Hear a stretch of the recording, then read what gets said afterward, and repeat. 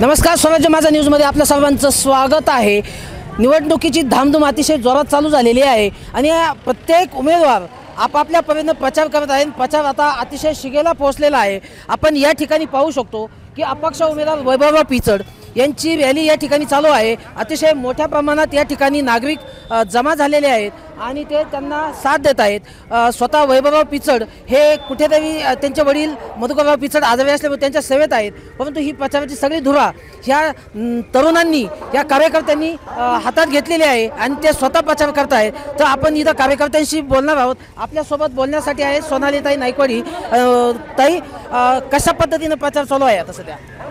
आज गेली 40 वर्षाचा पिचड साहेबांचा जो तालुक्यावर असलेला प्रेमाचा आणि घरासाठी जे प्रत्येक कर्ता पुरुष करतो, अशा पद्धतीने पिचड साहेबांनी हा अकोले तालुका सांभाळलेला आहे। आणि आज साहेब आजारी असताना आम्ही सर्व तरुण वर्ग, सर्व म्हातारे कोतारे, त्याचबरोबर शहरातील सगळ्या माता भगिनी देखील मान्य वैभव भाऊंच्या सोबत त्यांची रिक्षा घरोघर प्रत्येकापर्यंत पोहोचवण्याचं काम आम्ही सगळे तरुण करत आहोत। आणि आम्हाला खात्री आहे की येणाऱ्या 20 तारखेला या तालुक्यातील प्रत्येक नागरिक हा रिक्षा या चिन्हावर बटन दाबून वैभव भाऊंना विधानसभेत पोहोचवणार आहे, याच्याबद्दल आम्हाला पूर्ण खात्री आहे। नाही, तुम्ही तालुका फिरतायत, पूर्ण तालुका तुम्ही पिंजून काढलेला आहे। यशदादा असेल, वहिनी असतील, म्हणजे या सर्व तुम्ही तालुका फिरताय, कशा पद्धतीने प्रतिसाद मिळतो? अतिशय चांगला प्रतिसाद आहे।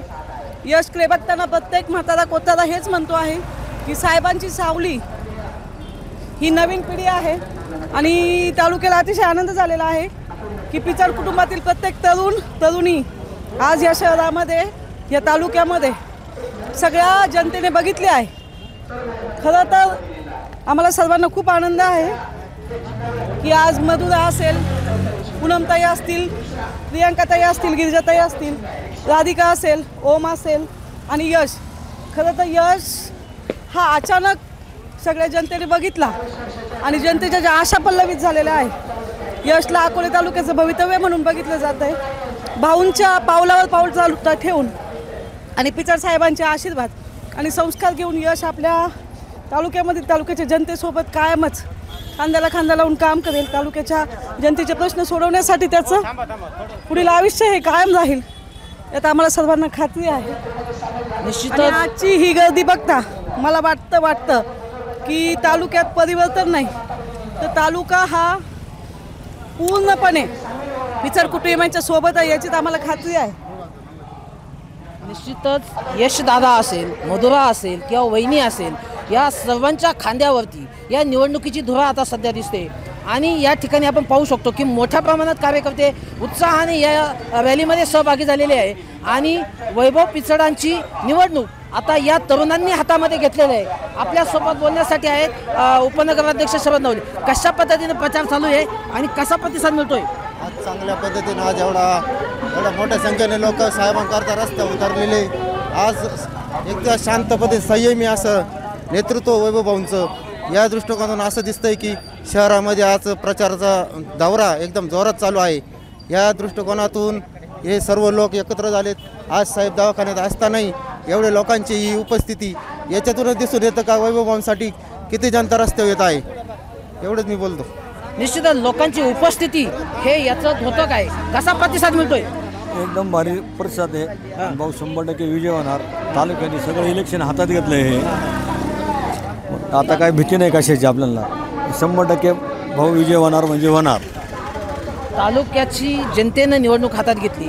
आपल्यासोबत बोलण्यासाठी सुप्रिया भाभी, कशा पद्धतीने निवडणुकीचा प्रचार चाललाय आणि कसा प्रतिसाद मिळतोय? लाईव्ह प्रतिसाद इतका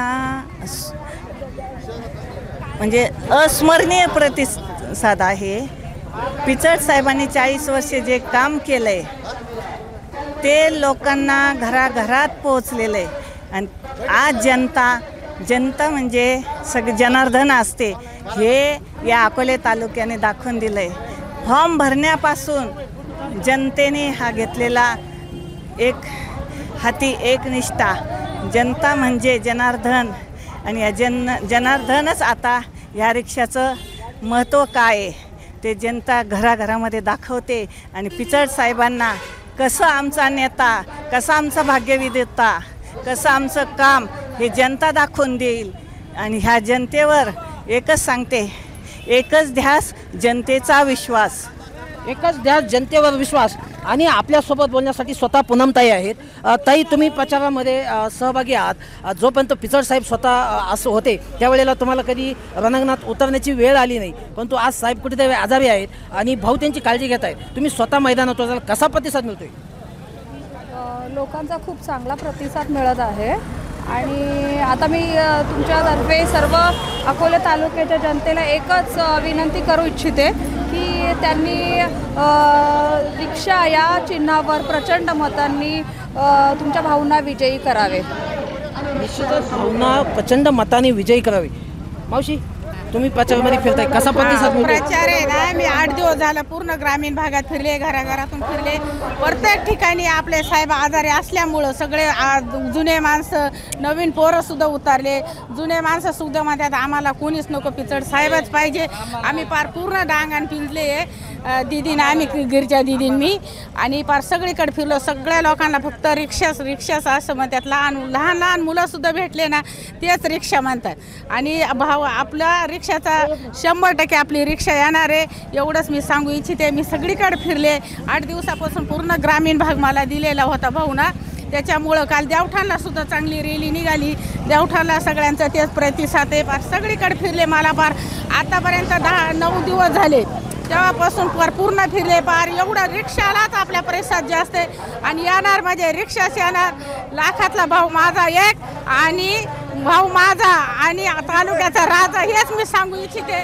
100% भाऊ येणार आहे, हे मला पूर्ण 100% भाऊ निवडून येणार. पण या ठिकाणी आपण पाहू शकतो, या लाडक्या बहिणी तरुणी या मतदार राजाला आकर्षित करण्यासाठी या ठिकाणी आलेल्या आहे आणि भाऊला मत मागत आहे. तुम्ही सगळ्या तरुणी या मतदानाचा सहभागी झालेला, कसा प्रतिसाद आहे?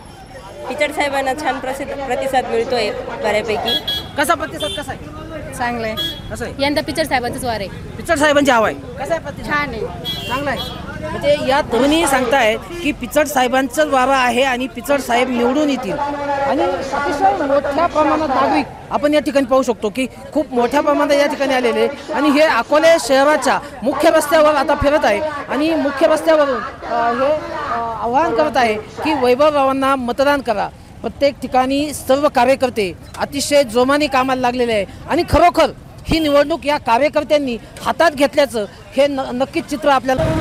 आपल्यासोबत आणखी काही तरुण कार्यकर्ते आपण त्यांच्याशी बोलणार आहे. काय कुठं फिरला तुम्ही आणि कसा प्रतिसाद मिळतोय? आम्ही आदिवासी बहुल भागातील मनसेचा पदाधिकारी आहे.